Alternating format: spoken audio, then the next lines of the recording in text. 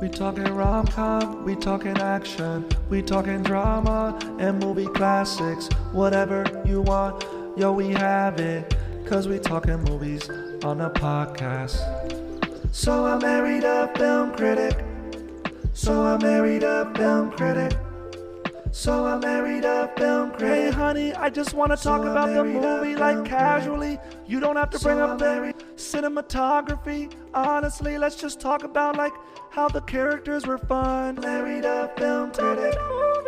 So I married a film critic. Welcome to So I Married a Film Critic. I'm your co-host Julia. And this is Barry, Julia's husband, the film critic. And today we're going to talk about the 1946 classic, Frank Capra's It's a Wonderful Life. And wow, Barry is super pumped to talk about this film today. I'm so ready to pounce on this film. Okay, before you pounce, this was one of my picks, I think. Yes. Yeah, because you heavily dislike this movie. And I think your brother, our producer, and I kind of wanted to torture you. Well, mission accomplished. And you know what? It's Christmas time. It's the holidays. And this has somehow turned into a Christmas movie. And, I mean, does take place around Christmas time, part of it. So I can see why. But why don't you give our lovely audience a little recap of the plot? For all two people who have never seen It's a Wonderful Life, it is about George Baily, a gentleman who's born, lived, and only exists in Bedford Falls, this little town where he is sucked dry by the people of this town. He's something of a town hero. Well, babe, your plot synopsis is even annoyed. How about I tell them? Go ahead, Jules.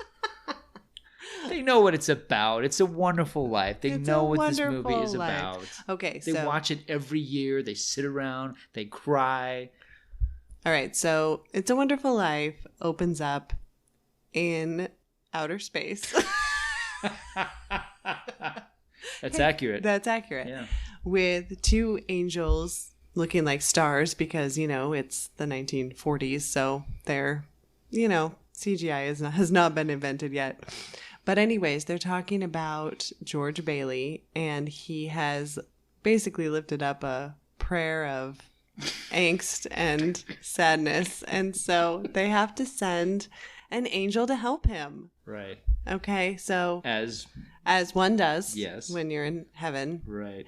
And so is it heaven though? It's like the cosmos. Okay, well, we don't know. It's unclear. Talking planets. It's unclear. Hello, Joseph. Trouble? Looks like we'll have to send someone down. A lot of people asking for help for a man named George Baily. George Baily. Yes, tonight's his crucial night. You're right.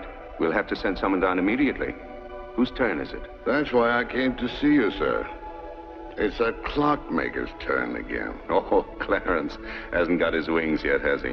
We've passed him up right along. Because, sir, he's got the IQ of a rabbit. Yes, but he's got the faith of a child. Simple. Joseph, send for Clarence. You sent for me, sir? Yes, Clarence. A man down on Earth needs our help. Splendid. Is he sick? No, worse. He's discouraged. At exactly 10:45 p.m. Earth time, that man will be thinking seriously of throwing away God's greatest gift. Oh, dear, his life. Then I've only an hour to dress. What are they wearing now? You will spend that hour getting acquainted with George Baily. Sir, if I should accomplish this mission, might I perhaps win my wings? I've been waiting for over 200 years now, sir, and people are beginning to talk. What's that book you've got there? Oh, The Adventures of Tom Sawyer. Clarence, you do a good job with George Baily, and you'll get your wings. Oh, thank you, sir. Thank you. So Clarence is given the job to help George Baily. But first, Clarence needs to learn about George Baily. And so we go through his life, starting when he is a little boy, about like 9 or 10. And yeah, so you're right. It just talks about George Baily and all of the good deeds that he's done, how, you know, he meets his wife, and then near the end, something stupid but terrible happens, and then he wants to kill himself. And so Clarence gives him the opportunity to see what his life would have been like if he had never been born. So there you go. I didn't grow up with this film. I think most people did. You did, right? I wouldn't say I grew up with it. I would say probably in college is maybe when I first saw it. Okay. I don't think I watched it growing up with my family, but I know it's one my mom really likes. Yeah, I mean, I've only seen it twice. And the first time I saw it, we've been married for a while, and I think your parents were just kind of astonished I'd never seen this film. So I sat down I remember sitting next to you and your mom watching this, and your mom was crying almost the whole time. Wait, so this is the second time you've seen it? Oh, yeah. This is only the second time? Second time, yeah. Wow. All right. Yeah. Yeah, I've never felt a need to see it. Yeah, I didn't grow up in a house this just wasn't a priority. And why would it be? Because there's so many great James Stewart, so many great Frank Capra movies to see other than this one, which everybody watches every freaking Christmas like it's some great movie. Yeah, I can't stand this movie. I can't. I'm so like... Okay, well, let's start with the things you don't like. Like, start with, tell me the first one, and then we can discuss it. All right, well, I guess in order of sequence. So, like, it begins with this really lovely, evocative series of shots of this town. It's 1946. It's in black and white, and it really sets a nice mood and, has this small town milieu. And then we go into outer space with the talking planets. And, you could be like, well, Barry, come on, it's 1946. How good were special effects? Well, King Kong came out a few years earlier, and that movie still has great special effects. But never mind. I mean, it's not about the effects, but like it's just bad. Every movie that has ever taken this concept, this idea of angels coming down to get their wings and to get two people to be happy or one person to be happy, it's never worked. Let's see. Oh no, he has notes. Oh yeah, no. I mean, like I'm watching this and thinking, okay, Two of a Kind, John Travolta, Olivia Newton-John, they couldn't make that work. Mr. Destiny, James Belushi, no. A Life Less Ordinary, Cameron Diaz and Ewan McGregor. The Family Man, Nicolas Cage and Don Cheadle. That movie. Oh my God, no. These movies are awful. It's so dumb. And it's this non-denominational heaven where it's just like a lot of smoke. But in this case, like there's nothing. I mean, it's so ill-defined, and it's like when we finally meet Clarence, he's like this old white hobo. There's nothing interesting about the character, and it's just so cutesy-poo. But like, there's no, it just doesn't. For a movie where it's like this cosmic interference, it just doesn't feel like there's anything at stake. It really doesn't, because Bedford Falls is just sucking this guy dry. George Baily's life sucks. He cannot get out of this town. He is like Phil, and like everyone in this town is like Ned Ryerson. They are so like just sucking this guy dry every day. Hey, George Baily, you're going to go to the sock hop tonight? Oh, I bet you are. Oh, that's going to be a wing-ding of a good time. Yes, it is. Hey, George Baily, there's a cat in a tree. Quick, help us save the cat. Like they're constantly not letting this guy go on vacation. Like he is stuck in this freaking town, and it drives me insane. He obviously is going to marry Donna Reed because the only other choice is Violet, the town trollop, who is introduced in one of the many moments of sexism in this movie. But it's okay. It's 1946. It's cute. We all find that stuff cute and funny. No, he doesn't end up with Violet because... No, he doesn't. He ends up with Mary. I know. I'm telling you why, though. Okay. You need to relax, first of all. Okay. He doesn't end up with Violet because...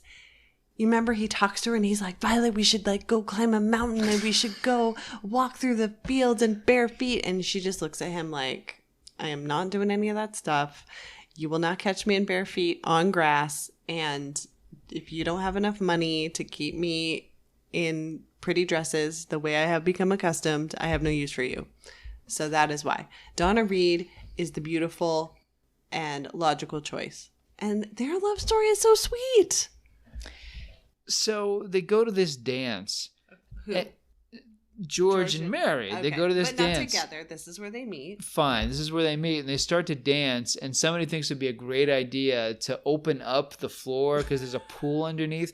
This is 1946. This is this little nothing town of Bedford Falls where these people have obviously not have any life experience outside of Bedford Falls. I mean, what do you think the odds are that everybody who falls in that pool knows how to swim? I mean, this is like a tragedy waiting to happen. I was thinking that the gym floor that opens up into a pool seemed like a pretty technologically advanced thing for this town to have. No joke. It seems a little unbelievable. Like, how much did that cost them? Like, the guy, I mean, he makes just like an offhanded comment at this dance, like, hey, you really saved me a lot of space by putting it underneath the, you know. It's ridiculous. And it's such a, I mean, this thing is, I mean, it's scary. It's such a big, like when this thing separates, it's like a big fat board with no way of getting, I mean, they are stuck in this pool unless like some kind of emergency situation happens. But the movie makes it like it's this cute little madcap thing when I'm like, God, this would be like, I'm sure in some other context, this would be like the Bedford Falls tragedy, the day that everybody drowned at the pool party. Well, thankfully it wasn't. And it ends up with, you know, George and Mary walking home. You know, she's in a bathrobe. He's in like, I don't know, clothes he found in the locker room. And they're singing together. And it's so sweet. And that's when he says, what do you want, Mary? Do you want me to lasso the moon? I'll lasso it and bring it down for you. Buffalo gals, can't you come out tonight? Can't you come out tonight? Can't you come out tonight? Buffalo gals, can't you come out tonight? Dance by the light of the moon. What'd you wish when you threw that rock? Oh, no. Come on, tell me. If I told you, it might not come true. What is it you want, Barry? What do you want? You want the moon? Just say the word and I'll throw a lasso around it and pull it down. Hey, that's a pretty good idea. I'll give you the moon, Barry. I'll take it. Then what? Well, then you could swallow it. And it'd all dissolve, see? And the moonbeams would shoot out of your fingers and your toes and the ends of your hair. Am I talking too much? Yes. Why don't you kiss her instead of talking her to death? How's that? Why don't you kiss her instead of talking her to death? Want me to kiss her, huh? Oh, youth is wasted on the wrong people. Hey. But it's really, she is clearly smitten with him, and he is a little bit clueless, like a lot clueless. I mean, she's the only girl in this town available other than Violet. So, you know, good on him that he's got Donna Reed. That's great. There's kind of an inevitability about the two of them ending up together. Yeah, but she has liked him since they were kids, and that's established. Let's talk about these performances. So this is what a movie looked like before method acting. This is before the Stanislavski method. This is before guys like Brando and Dennis Hopper and James Dean showed us how, you know, you didn't have to act like you were in a movie. You could act like a real person. Every performance in this movie is, you know, it's very of its time. Which is why a lot of these films I can't handle because of this. Like, hey, golly gee willikers, kids, let's go down to the baseball field. Come on, kids, let's get yourself a hot dog and have a wing-ding day. Oh, boy. I can't stand that crap. I can't. It drives me freaking crazy. When James Cagney does it, it's cool because it's stylish and it's like he's playing these vicious gangsters. So it's cool that he has like this kind of cadence. But when everybody in this town sounds like Ned Flanders, it drives me up the wall. Everybody is a caricature. And this town is just insufferable. All these people here are insufferable. And scene after scene, I mean, for me, like, I don't feel whimsy. I just feel pity for this guy. This movie has moments of darkness it doesn't know what to do with. The scene where George Baily is a little kid and he gets beaten up by Mr. Gower. Oh, yeah. I hate that scene. Yeah. It's freaking awful. And the movie doesn't, like, there's no follow-up with it. It's just a standalone scene. We're supposed to see, like, how he's a really good guy. But, you know, a smarter movie would have had some kind of follow-through. And it doesn't. It just gives us this really ugly scene. Well, and then it shows us how George basically keeps saving people. You know, he saves his brother from drowning. And then he saves Mr. Gower from making a terrible mistake by accidentally poisoning a kid and ruining his life. And George is a very, like, I don't know, he's just a very sweet kid. And I don't think he knows what to do with all this stuff right now. You know, he doesn't know what to do with the fact that he saved his brother and, you know, he loses hearing in his ear and he just kind of plays it off. But then, you know, Mr. Gower, like, beats him and makes his ear bleed again. It's like... It's a strange... This movie has a real nasty streak. I mean, the character of Mr. Potter, which we can get into, is played by the late, great, incredible Lionel Barrymore. I mean, it's a great performance. The character is he's truly villainous. He's really vile. And some of the things that he says, I mean, this is a guy who is clearly a masochist. He loves people groveling at his feet. He loves people to beg. I mean, he's a really, really rotten individual. And I mean, people get cold cocked in this movie a lot for a movie that people love to watch around Christmas time. The thing about the story, you know, the story really kicks into gear when our main character finally just can't take anymore and decides to kill himself.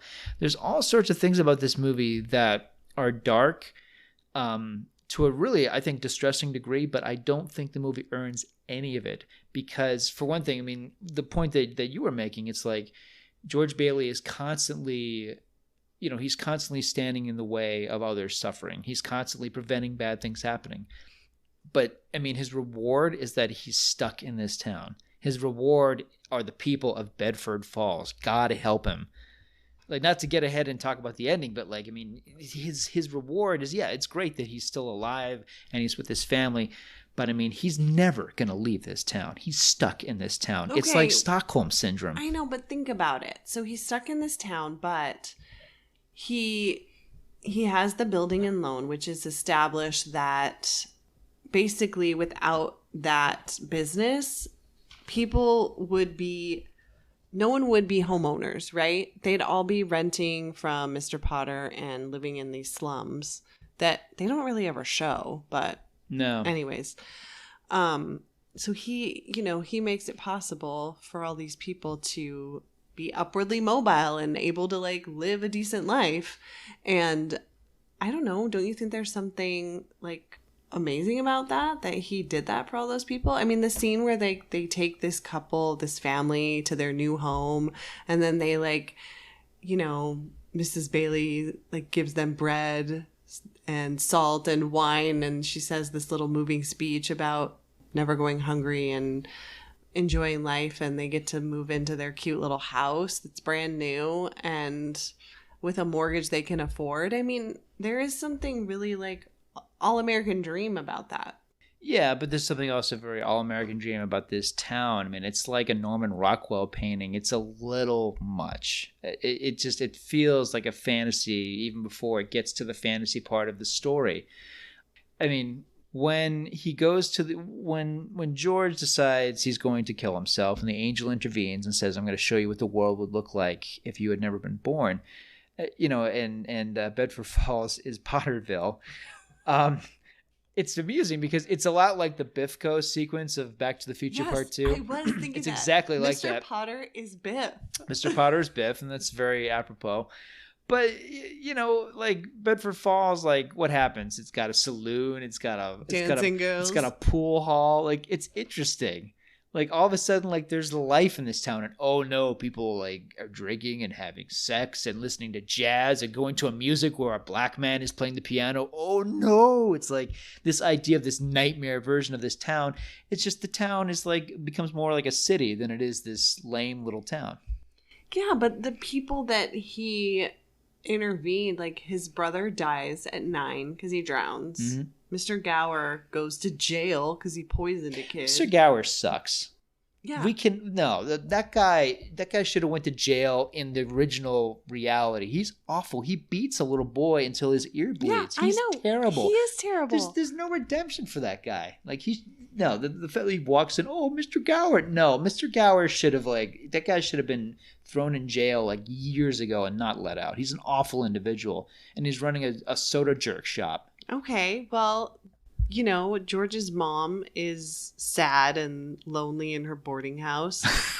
Mary. Well, let's talk about Mary. Yeah, Mary, the librarian spinster with a tan. What the hell were they thinking? That's a terrible idea.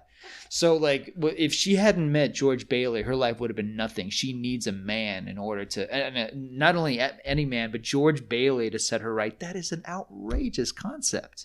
I don't think they're saying that she needed him. It's just showing that she was going to be alone in the library at night without him. She's like closed up it's 9 o'clock. I guess I'll go home now.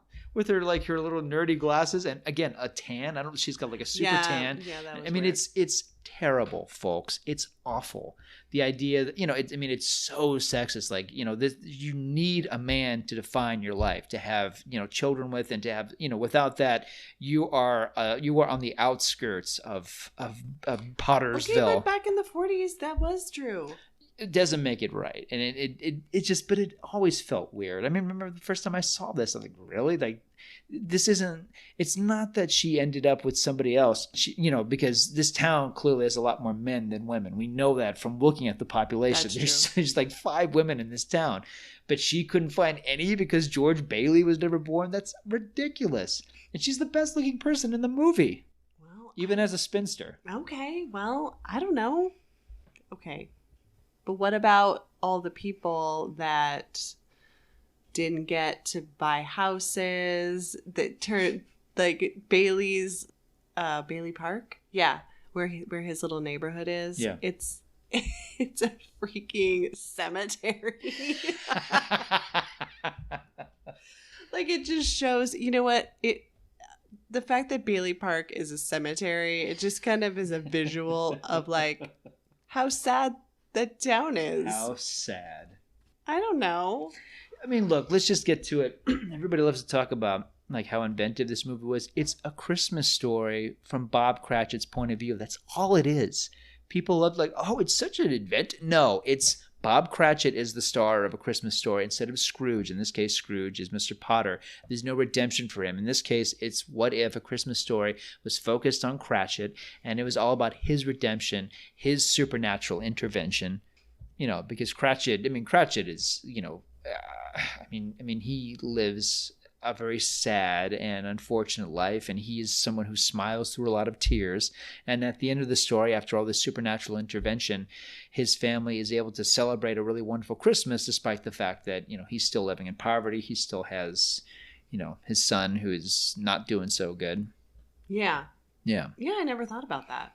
That's a good point. It's very Dickensian, but like I just don't think it earns any of that. For one thing, we don't spend enough time in Pottersville, the alternate nightmare world of Bedford Falls, which is a so much more interesting place than Bedford Falls. We don't spend enough time there to get a sense of everything. It's very quick.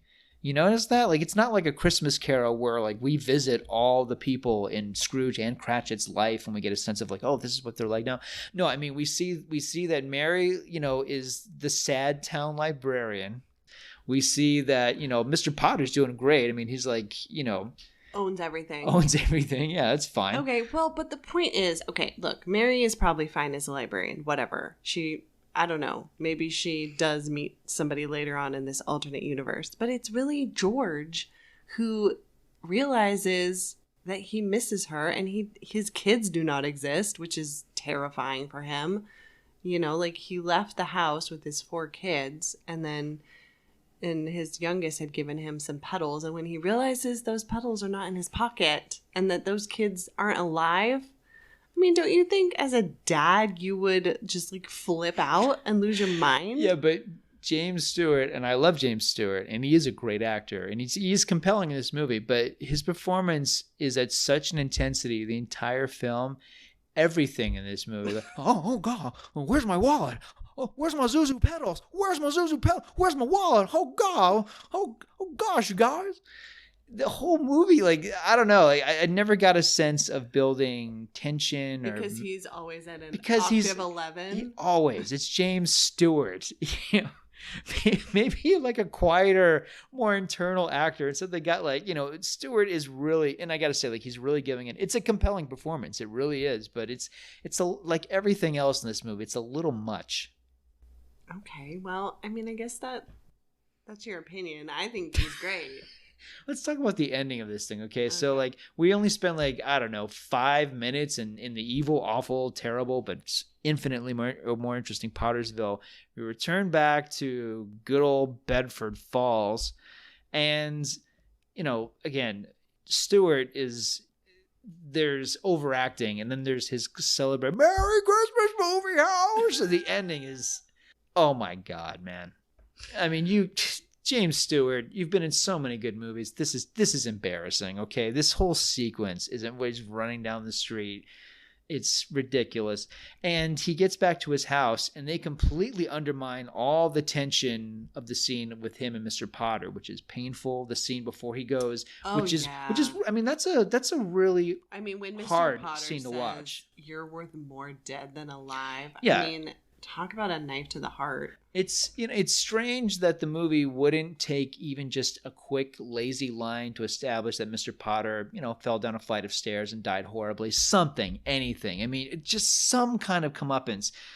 And if we're supposed to be just okay with the fact that there's just awful people like this in the world and we just have to live with them, fine. But just make some kind of decision. But not only does the movie completely forget about Mr. Potter in the last 10 minutes, but it also just completely the whole tension of the $8,000 and the whole thing of like him being arrested and Mr. Potter bringing the authorities on George Baily all goes completely out the window. Like that's... Well, that's because Mary saves the day and his friends come through for him, which is the point of the movie. It's so Deus Ex Machina. It's so the ghost in the machine. It's so the screenwriter going, oh, no, it's a happy ending. It's a wing-ding doodle of a happy ending, folks. Don't you worry. I'm Frank Capra. It's ridiculous. And everybody in the town comes in and they're all like mugging like crazy and they're all like making it rain for the Baileys. It's...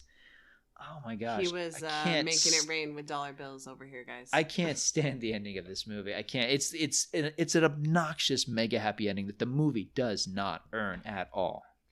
Okay, well, I wanted to rewind because we don't really touch on the $8,000. Yes. And how, well, this part I do find just so unbelievable. And so what, his uncle is taking the money from the building and loan and going to make a deposit at the bank. And he just accidentally puts the envelope of money inside Mr. Potter's newspaper. I mean, come on. That's ridiculous. If I had $8,000 back then, okay, I don't even know. 1946. I don't even know how much. Just add 2 zeros. I mean, seriously. I mean, might as well make it $860,000 or $86,000. I mean, that's the kind of money we're talking about in 1946. I have traveled with work to events with petty cash on me. Not even $8,000, and I was paranoid about it. I probably had $5,000 in like a locked zipper case or whatever. I have $50 in my wallet. I'm terrified. But what I'm saying is, nobody just willy-nilly it's ridiculous. Has like $8,000 in just like an open envelope. Oops a daisy, where'd it go? Oh, I'm in a pickle now. I can't seem to find my $8,000. Anybody seen 8,000 clams? 8,000 smackers? And then I know Mr. Potter is evil, but yes, he is. Do you really think he would have just pocketed all that? I mean, I guess. Yeah. Like, how does he make sense of that in his books? He just throws it in his safe and just, I don't know. He's probably got that Scrooge McDuck pool that's just like full of like dollars and coins. Yeah, he just jumps in there, Yeah. It's so crazy that was the plot device. Yeah, I can't. I just no. Because I love everything about like the love story in this film. I love, can we just like go back to that? Okay. Because there's a scene where everyone's coming back from college, right? Mm-hmm. His brother's coming back, and then his brother comes back married, and this is like probably the third time his travel plans are thwarted. Poor George. Okay. Yeah. And so he goes to Mary's house, and I don't know, he's so upset, I think, about the fact that his brother not that his brother got married, but that he's taking a job somewhere else and he's not going to be taking over the building and loan. And so he's just irritated, you know? And then, Sam Wainwright calls. Hee-haw. Uh-huh. And so George and Mary are talking to him on the phone, but they're like trying to talk on the same phone. And there is a major like chemistry tension going on in that scene. You didn't feel that? They're very good together. They are. Yeah. And she's lovely, and the movie knows it, the camera knows it. And Stewart, they work well together. I mean, you know, I'm picking on Stewart's performance in this movie because it's very over the top. But, you know, it is at the level, he meets the level of the film, so that's fair. He's terrific in just about everything. I can only think of like 2 movies where I didn't think, Stewart really wasn't right for this. He's terrific, and he's really giving it here. You know, if the movie had just been about these 2 people who were stuck together in this town, because that's what they are, I think the film would have been fine. When you bring in the Angels, which is so asinine, and you bring in the $8,000, which is so ill-constructed, and then the other dozens of obnoxious characters are basically all the same person, just like spread out over this town. Everyone's Ned Flanders in this town. Yeah, I think the love story really is it's fine. the thing that holds it together for me, because, you know, George is he's got these big dreams and he's got all these things. And, you know, when they finally get married and they have their honeymoon night in this dilapidated house, because they basically had to give all their honeymoon money away because of like the Wall Street crash of, you know, the 20s. Mm. And she's there. She has like dinner ready, you know, and then they kiss and she says, "This is what I wished for that night." You know, when he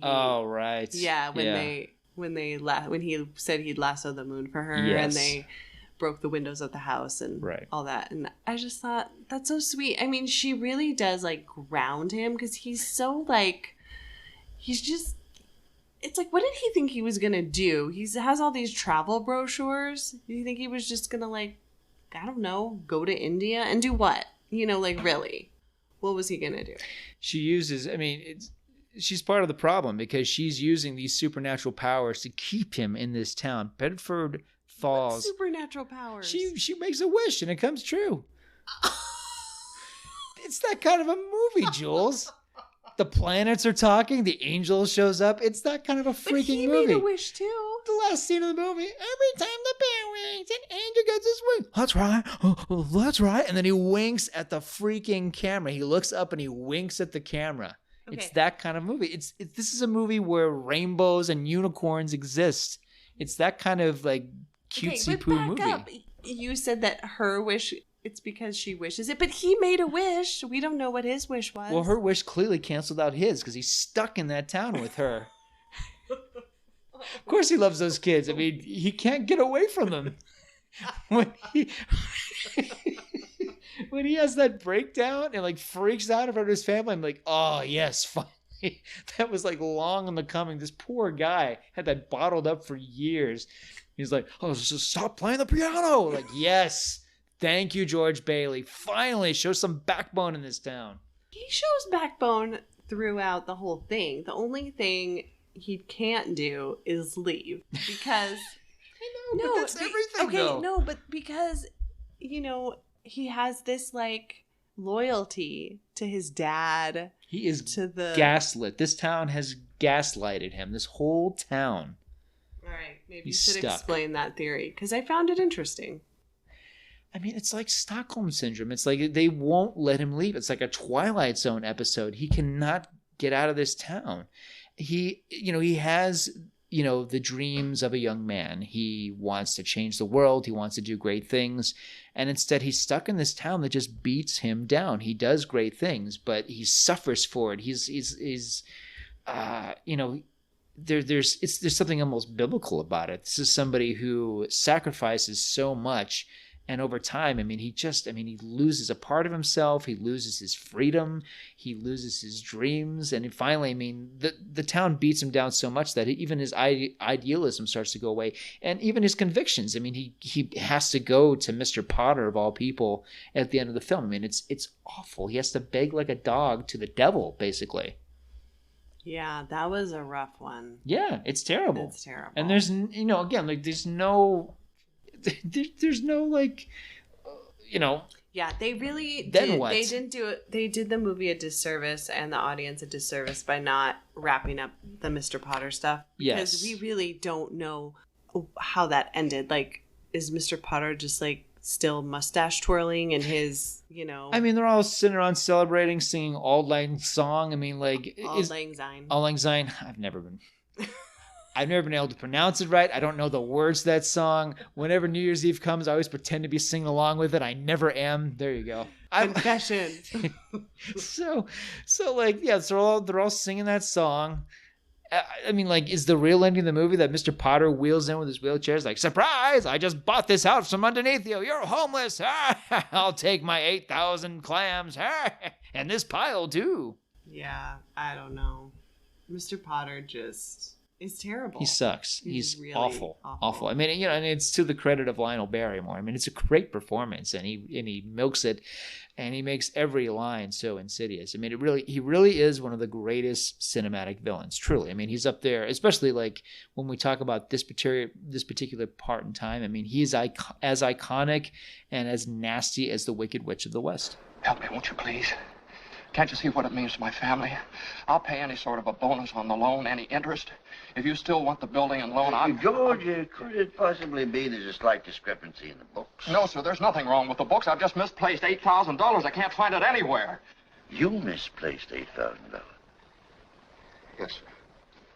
Have you notified the police? No, sir, I didn't want the publicity. Harry's homecoming tomorrow. Yeah, I'm going to believe that one. What have you been doing, George? Playing the market with the company's money? No, sir, I haven't. Oh, is it a woman, then? It's all over town that you've been giving money to Violet Bick. What? Not that it makes any difference to me, but why do you come to me? Why don't you go to Sam Wainwright and ask him for the money? I can't get a hold of him. He's in Europe. Well, what about all your other friends? Well, they don't have that kind of money, Mr. Potter. You know that. You're the only one in town that can help me. I've suddenly become quite important. Well, what kind of security would I have, George? You got any stocks? No, sir. Bonds? Real estate? Collateral of any kind? I have some life insurance. $15,000 policy. Yes, how much is your equity in it? $500. $500. And you asked me to lend you $8,000. Look at you. You used to be so cocky. You were going to go out and conquer the world. You once called me a warped, frustrated old man. What are you with a warped, frustrated young man? Miserable little clerk crawling in here on your hands and knees and begging for help. No securities, no stocks, no bonds, nothing but a miserable little $500 equity in a life insurance policy. You're worth more dead than alive. Why don't you go to the riffraff you love so much and ask them to let you have $8,000? You know why? Because they'd run you out of town on a rail. But I tell you what I'm going to do for you, George. Since the state examiner is still here, as a stockholder of the building and loan, I'm going to swear out a warrant for your arrest. Misappropriation of funds, manipulation, malfeasance. All right, George. Go ahead. Go. You can't hide in a little town like this.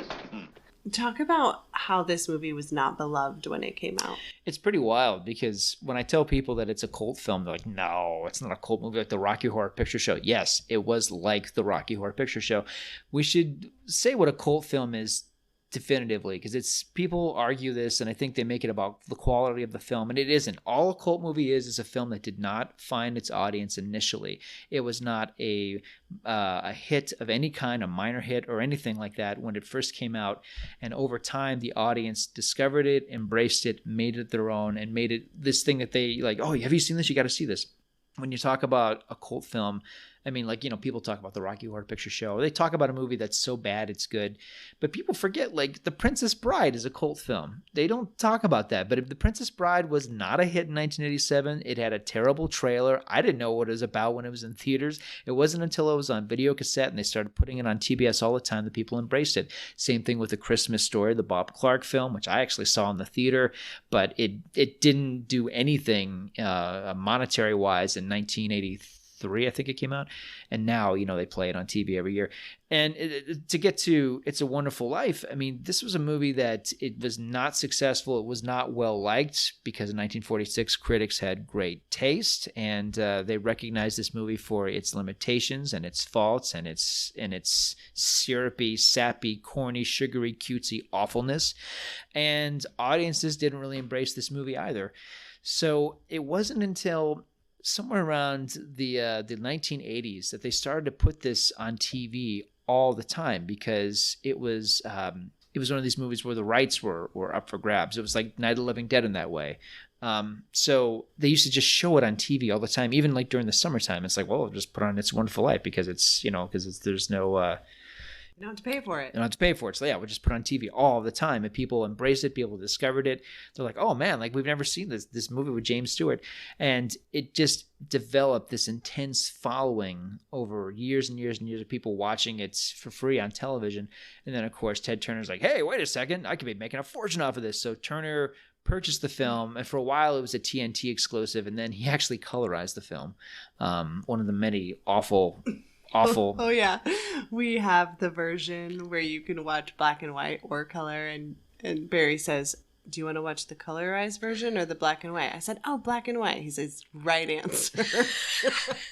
I was testing you. I can't stand colorized versions of movies, and I know, and I'll say really quickly, I mean, I know people say like, well, I'm not going to watch a black and white film. Yeah, well, black and white is preferable in some cases, because you can focus on the performances more. There's, you don't have, I don't want to get into it too much, but like you don't have the distraction of the art direction and the costumes and the beauty. You're just looking directly at the characters. I think black and white is really lovely for that, particularly for thrillers, because thrillers are, they exist in these black and white worlds. This movie would have been fine in color. I don't know why they chose to do it in black and white. It's 1946. There were lots of color movies at this time. At this point in time, it was one of two things. It was either a choice of style or also a choice of budget. Black and white film is inexpensive compared to color film, so maybe that's where they did it. It's neither here nor there, but the color version of this movie, like all colorized versions of black and white movies, are awful. You can tell they're colorized. Everything looks really garish. The skin tones are off. The costumes look like, I mean, it's just ridiculous. There's never been a good example of that. They've gotten better over time because now they're doing it digitally, but it still looks off. You want to see a black and white movie, and this movie, it's been seen over the years as black and white. But to your point, I mean, this is a film that people discovered late. It was not embraced in 46. In fact, when it came out, it was Frank Capra's biggest flop. Of course, which is kind of a sad irony because it's his favorite film that he made. And it's typically the film when people talk about James Stewart, it's always, they don't talk about Rear Window. They don't talk about The Man Who Knew Too Much. They don't talk about Mr. Smith Goes to Washington, which they should. No, they always talk about this film. But he made a lot other great films, much better films than this one. But nevertheless, it is his signature film. It's Donna Reed's signature movie by Lionel Barrymore. It's the only film of his they ever talk about. And Capra, I mean, he made It Happened One Night. This is the first film to ever win 5 Oscars. It won Best Actor, Best Actress, Best Picture, Best Director, Best Screenplay. I mean, that was a very big deal. The first film to ever win the Big 5. It is one of the greatest comedies ever made. It's one of the greatest rom-coms ever made. It's the movie that gave us Looney Tunes. I mean, that movie is hilarious. It's perfect. It's such a good film. That's the movie we should be talking about all the time, every year, and watch annually. Not this one. And same thing with Mr. Smith Goes to Washington. I mean, if we're going to talk about like an inspiring, it's a little heavy-handed, I guess a little earnest now, but like an inspiring political parable. It's still good. James Stewart is so moving in that film. It is, I'd say that's probably Capra's masterpiece, probably. But no, It's a Wonderful Life. That's the one. Every year, it's December. Let's watch It's a Wonderful Life. drives me up the wall. And like, look, it's, you know, it's fine because the thing, like, look, this movie doesn't need me. There are movies that, you know, are so obscure and so unloved. Like, I feel like I gotta like protect them. I'm like, it's gonna be okay. One day they'll know. And this is not that case. This movie does not need a cynic like me. It doesn't need a Scrooge like me. It really doesn't. It doesn't. This movie's doing just fine without me. If you love this movie, you keep loving this movie. If you love this movie, you're probably like every other lemming who loves this movie. But I'm just going to tell you, like, it's not that freaking great. And if you look at what the film has to say, if you look at the way it treats the female characters, if you look at the way it treats George Baily, it's a sadistic little movie that has this super, super upbeat ending that I think that's really why people love this movie, because it just tacks on the sentiment and it just doesn't earn any of it. So you don't like the book at the end that Clarence leaves George? The Mark Twain book? No, I don't. That's so corny. And I love Mark Twain, but that's like, he's like reading it in the cosmos. Like it's a joke they set up because like, oh, you're reading Mark Twain. Oh, that's great, Clarence. And at the end of the film, he has the book. It's so And he dumb. signs it for George and says, if he who has friends has everything. Clarence might as well have just been some wandering hobo. The fact that he is a supernatural ambassador of what? Planet Heaven or whatever that is at the beginning of the film is so gosh.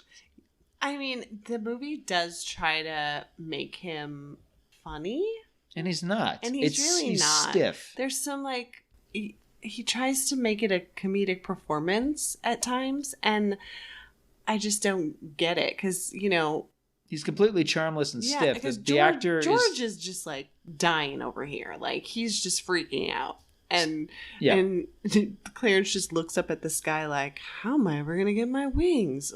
It's just silly, and it's very ill-considered.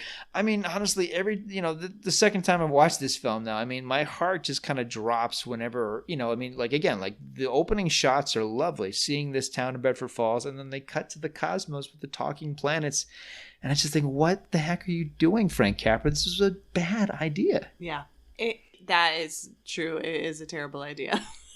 When it started, we were both just laughing about that. Yes.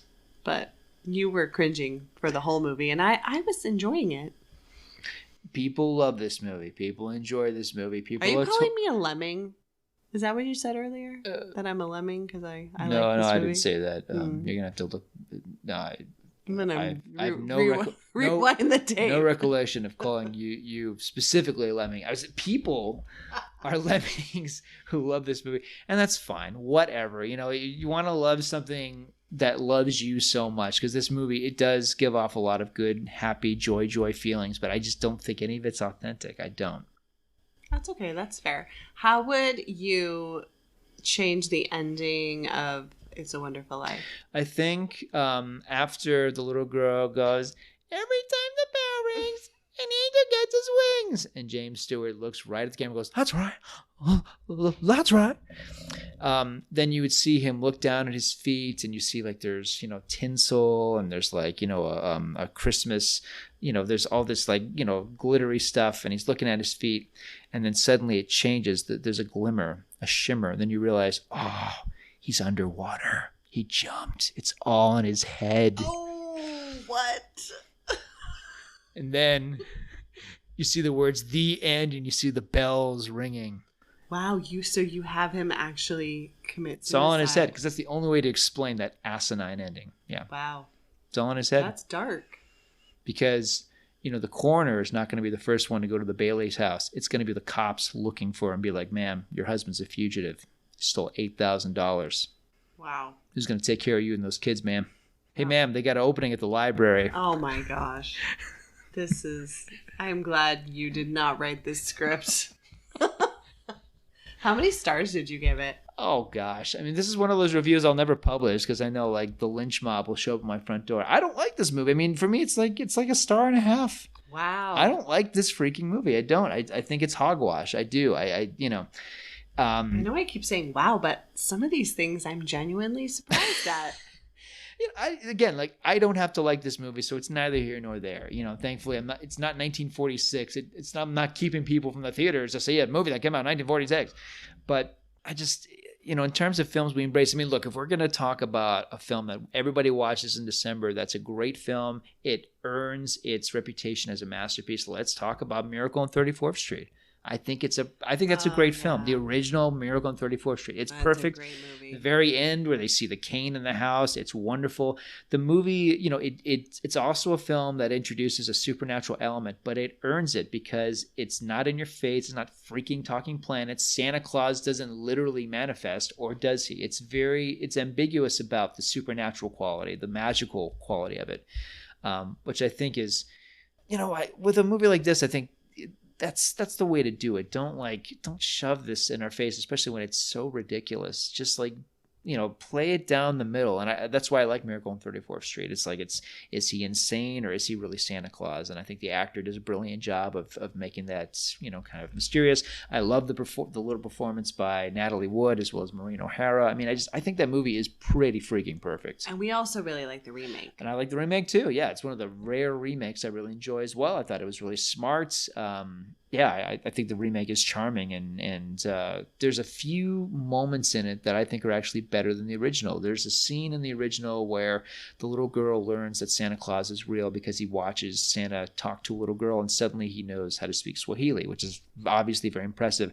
But I think they top it in the remake when Santa Claus is able to speak to a little deaf child. It's one of the only scenes in sign language. Sign language. I think it's the only scene that makes me cry every time I watch it, even though I know it's coming. But it's really beautiful, and Richard Attenborough plays Santa in the remake, and I think he's terrific in it. I think his performance is so magnificent. I think it actually is one of the reasons that remake is so good. But I like them both a lot. Those are films that are very sentimental, but again, I think it earns the sentiment. I think all the way the plot stacks up against Santa actually works. I think the logic of that film is really solid, and it takes place in the real world. These are recognizable people. You do not like Bedford Falls. I hate Bedford Falls. I never want to go to Bedford Falls, and nothing. Look, you and I have been, we are very nostalgic for some small towns. You know how I feel about Manitou Springs, Colorado. It's a wonderful town. I love that town.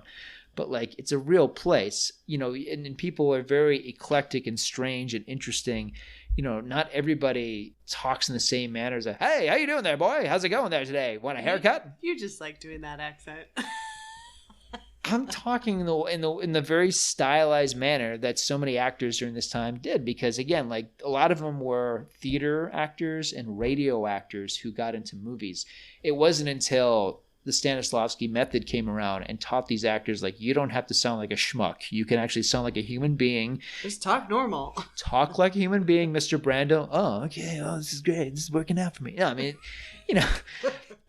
James Dean gave one of the greatest acting lessons ever. It's when you drink the water in a movie, don't pretend to jug it back. Just drink the water. Just be real, be natural. And then Brando does A Streetcar Named Desire, and he has a scene with, I think, Vivian Leigh, where he's talking to Vivian Leigh, and she's talking to him, and during the conversation, he plucks a little bit of lint off her sweater, and people saw that and went, oh my God, did you see that? It was so real. But that was, it was magical to actually see, not only were these movie stars, but they were playing real people, as opposed to these, these ham-bone actors playing people who could only exist in the movies. It's hard for me because I know so many of these films have classic status, but so many of them for me, I can't get past the cheesiness, and this is one of them. Okay, well, I still love it. I'm still going to watch it. That's fine. I don't blame you. And I know people love this movie and they watch it that's great. Obviously, there's worse things you could do, but I just, of all the great films Capra did, of all the many great films that James Stewart did, this is not mine. That's totally fair. Well, that ends our discussion of It's a Wonderful Life. Thanks, everybody.